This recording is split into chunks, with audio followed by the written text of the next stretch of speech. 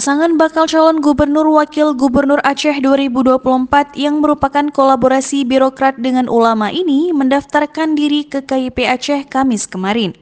Pasangan dengan nama kerennya Ombus dan Tusop ini mendaftar ke KIP Aceh pada hari terakhir yakni 29 Agustus 2024. Diantar oleh pendukung, relawan, partai pendukung dan partai pengusung.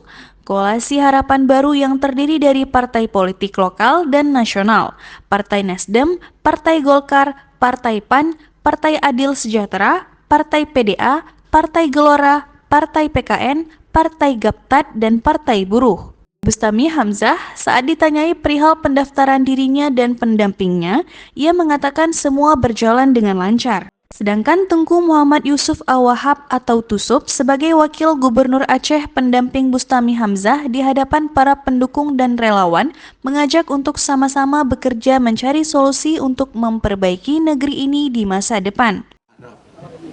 Negeri ini dia hidup dalam sebuah negeri yang punya peradaban, yang mampu bersaing. Kami berdua untuk kita bersama semuanya, ayo kita cari solusi dan kita perbaiki negeri ini.